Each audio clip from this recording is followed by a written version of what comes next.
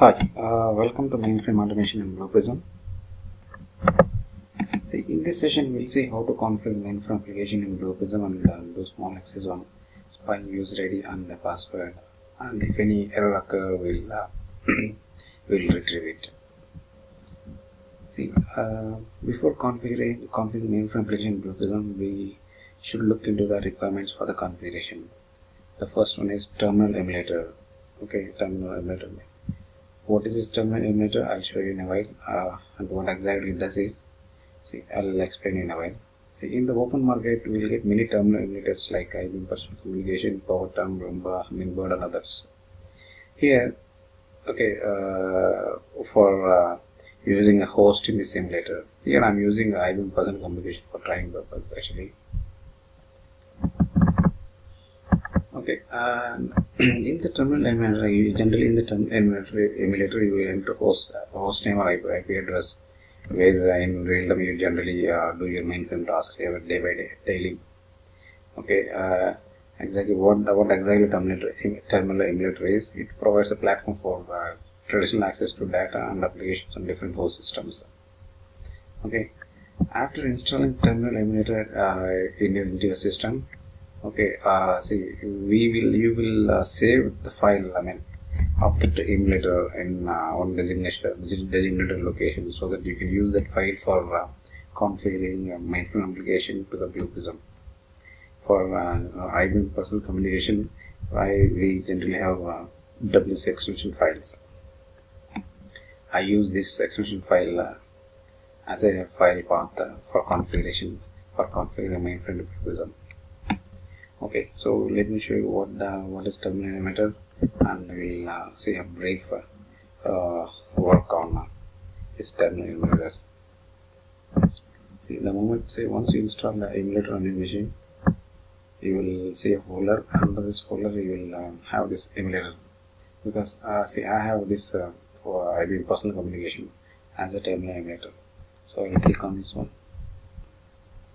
I have already configured on my general normal system. Okay, so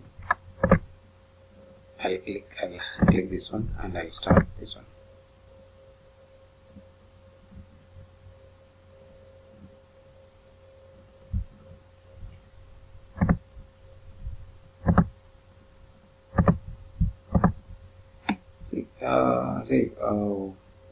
After installing terminal emulator, I have entered host name in the terminal in this terminal emulator. In this emulator, I have entered the host name. The host name is this one I have entered. Okay.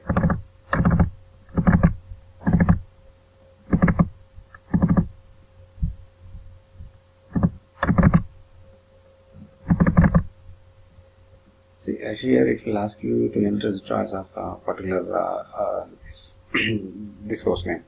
So for this host name, generally the choice is AOF, and you press enter.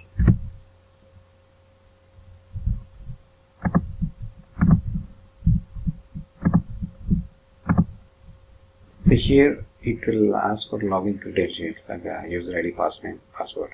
So the moment you enter the user ID password, you can look into TSYSVF menu, where you can start work on your general normal mainframe tasks like writing programs, JCLs, and PDS, BS, everything.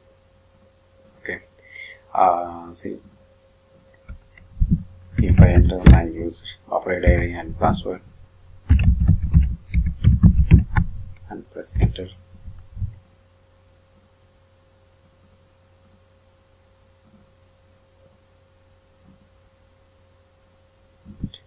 I have given a wrong password, so I got this error message. See, here in the mainframe, most of the actions is happened on how to say that keys actually. What do you say that? See, like you have to move to next session. Either you can enter command or control command in mainframe. Okay, here I am using command as a enter, key as a enter. Okay, in some system people will be using control as the enter key. Okay, so even say to this is also we have to how to say that you have to handle while automating this mainframe application. Like you see, here I'm handling this enter command in my objects. Okay, as well as you can also handle control in objects. Okay, that we will see in once we start designing objects for this after configuration. Okay, so to come out of this session, press F3. Okay, you can say about or user request. See, I am pressing F3 means it is coming out of the current session. So in some scenarios while automating you should also handle F3 commands as well, F3 keys as well for automatic purpose. So now it has been disconnected. Okay.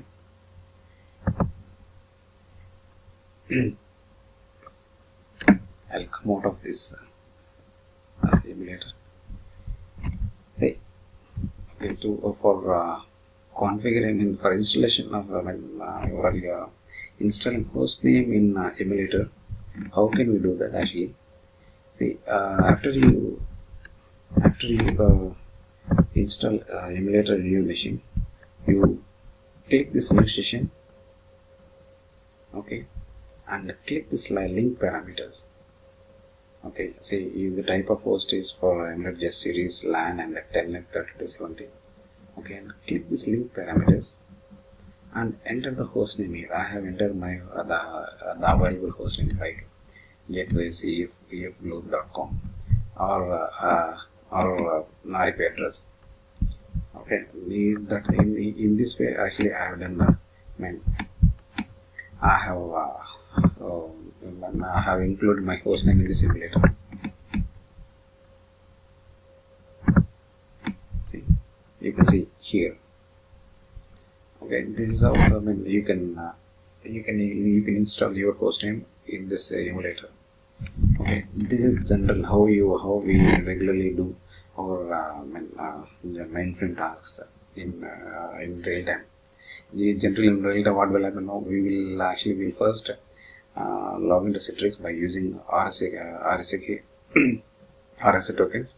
Okay, once we connect to Citrix, you can see we will connect to client server machines.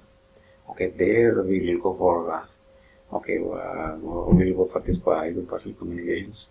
There we will enter the user login credentials and we will log into mainframe system, and then we will start working in our day-to-day mainframe tasks. Okay, that is a real-time process happening. Okay, so this is the general overview of emulator and host name and how it works in real time actually. Okay, now let's start how to configure this mainframe application in Blue Prism. So for that actually what I've done is, first we need to click this. Say the moment you link hostname to the emulator, you click that start button. Okay,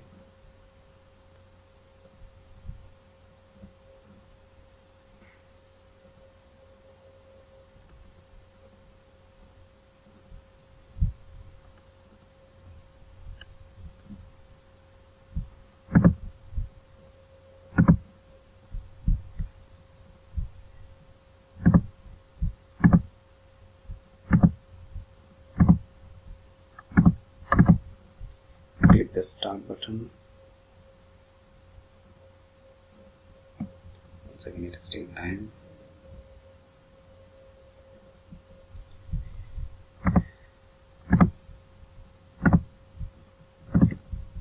See, click here and save as.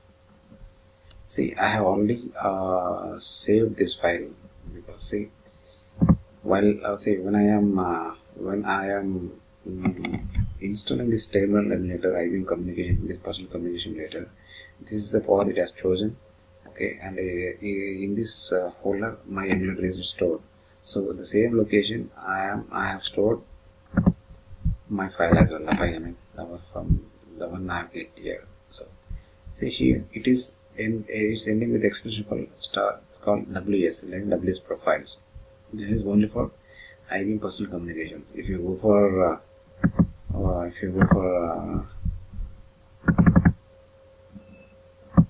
like a port term, okay, it is ending with extension called .pts, rhomboids, and different extension files and hummingbird.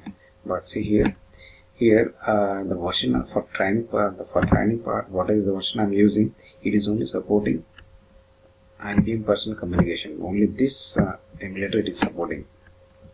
It is not the version now that I'm currently using for training purpose. It is not supporting this PowerTerm or hummingbirds. Okay, I'll show you why it is not supporting as well. Okay, this is how you have to save the file configuration so that you can configure it to Blue Prism tool. I'll come out of this one. Okay, so I have started. I have created one object, mainframe object. Okay, and I have already designed this small kind of exercise in this object studio, but I'll explain you how it has been done. Before that, I'll show you how I have configured it to Blue Prism tool. See, let me go to this application wizard. This is the object I have created. Okay, and I'll click next button. I took the mainframe application. See, indicate what type of application you are using. These are the emulators which are available in this version, in this tool version. Okay. See, this is the only emulator which is asking you to enter the path and the file path. Whereas these are the emulators which are disabling the file path. For example, let me take this PowerTerm, the one I am explaining about here. This PowerTerm. See, when I take this one, click next. See, here it's supposed to be enter file path. Okay, it is not asking the file path. Okay, I'm actually going to finishing the application manager mode. Okay, if I choose this one, the one which I am installed the emulator, if I choose this one, click next, it will ask you the file path. Okay, yeah, even if you can try by going this one, rest of the emulators as well. In the updated versions, in the updated Blue Prism versions, see, you will see these applications in what do you say that in different terminology, and each emulator have file paths actually in the updated versions. But in this current version, for this training version, I have only this emulator has a file path. Okay, path to session location. See, I have this is where I have saved this file configuration in this location. So I have taken already, and I am clicking next. I have entered some session ID and some waiting time and some interval times as well. Okay, then I finished. See, here I could see if I launch this one,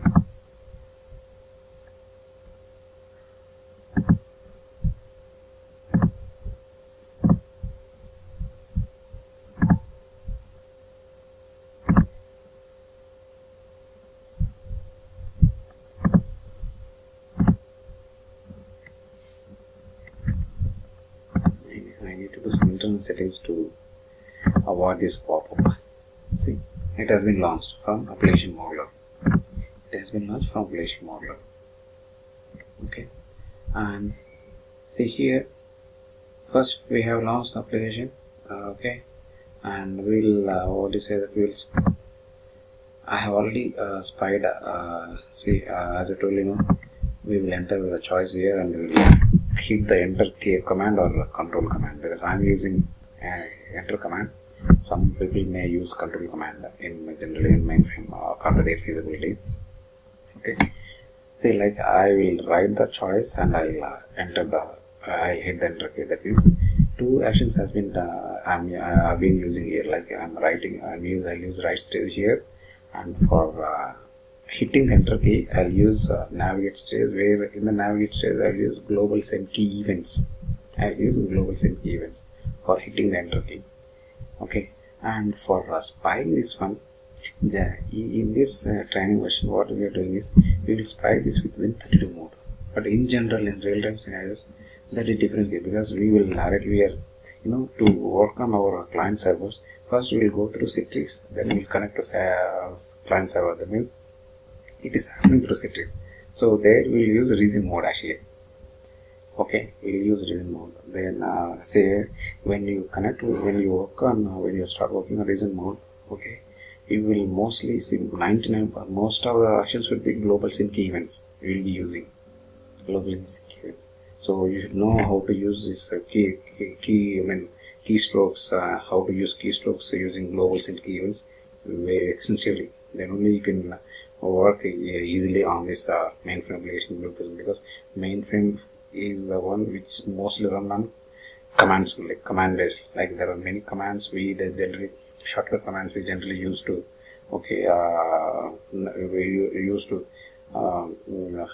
executing the programs or our day-to-day work. Okay, see here I will explain you how to spy the choice. So choice element here, just add just an example, add an element here. Okay, and we got it here, and then click identify. Okay, it will come to Win32 mode. Okay, and here, and we'll do is we'll click Control left key and we'll start spying this choice, dragging for 8 characters. Generally, mainframe deal with 8 characters of 1, 2, 3, 4, 5, 6, 7, 8, 3, 4. Yeah, mainframe usually will be 8 characters and password will be less than or equal 8 characters. It could go beyond that actually in mainframe. See, I have spied this one, and to get the attributes of this spied element, when this highlight this when the border is highlighted with red color, then only you try clicking Control and left key. Okay, you will, so that you can see the attributes of particular element. Okay, see, when it is in blue color, you cannot use Control and left key, because it won't be you will not see the attributes properly. Okay, see, I have highlighted it. Fine. So this is how you have to highlight. Okay.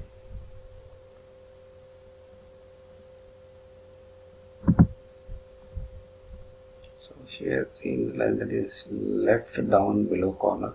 You have close option link. Click this one so that it will. You can close this session.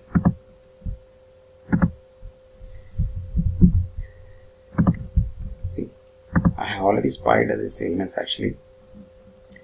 This is for choice, and this is for user ID, and this is for password, and this is for error message. Okay, I have already done this one. So what I'm doing is I have written a small design. For this to fulfill this small exercise, I have designed in Object Studio. Like I will launch it. I'll take some seconds for this launching. I'll enter the choice. I'll write the choice like AOS choice using right stage. Okay, here you can see I am using this mainframe automation object name with global sync key events. I am hitting enter by writing in this way. See, like you have to use. See, this syntax will explain that you are pressing the enter key, and this syntax will explain you are releasing the enter key.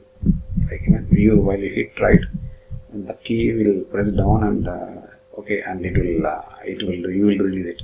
Okay, this is how you have to handle global sync key events in mainframe, because as I told you, mainframe deals with many commands always daily in our daily tasks. Okay, like this is for pressing, and this is for releasing. Okay, so after entering, it will take you to another session to cover for entering user ID. For that I have taken some wait time. Here I'll enter the operator ID, and this is my user ID. I have given name here, so, and I'll write the password as well. I have written password as well, and I will use the navigate stage for hitting the enter again. So I'll use the same expression here. Okay, and I have taken some wait stage. Okay, and if there is a password error, I am reading that error message. So I am reading the error message with read field. Okay, I have declared in one data type, which is text. Okay, and I am checking if there is an error message. Okay, what I am doing is I am terminating this. I'm just generally in this exercise I am terminating. Okay, generally what I will do is maybe in next exercise what I will do is, if there is an error, password error, user error, I will capture this error message by declaring this exception, by using this exception here, and I will send this exception to top level like in my process studio. That I will do in next exercise. Okay, for time being I am terminating this one. Okay, for this simple exercise. Okay, let's test this now. Let me execute this one.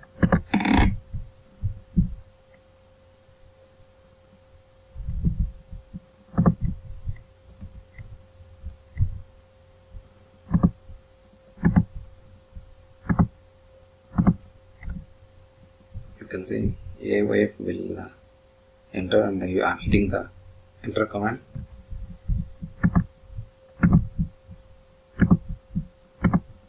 Now operator ID will be written.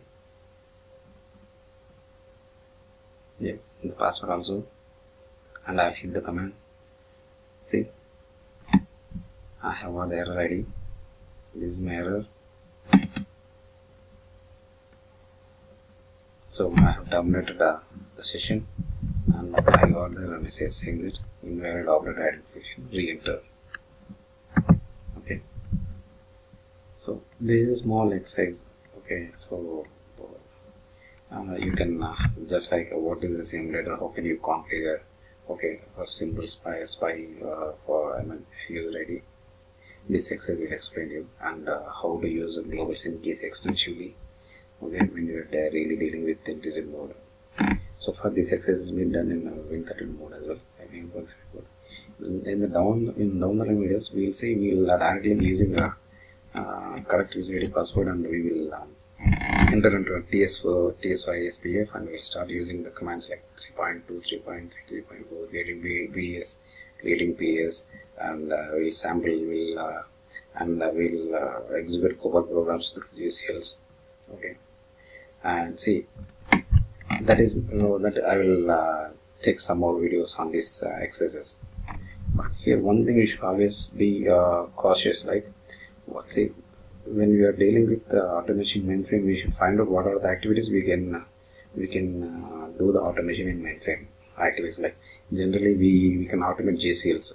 Okay, see, as coding and compilation is kind of automation, but that is traditional automation, that is called, right? We will write the program, COBOL program or DVD program, PLM program, and we will compile it and execute it. This compilation and execution is a kind of automation part only, but that is called traditional automation.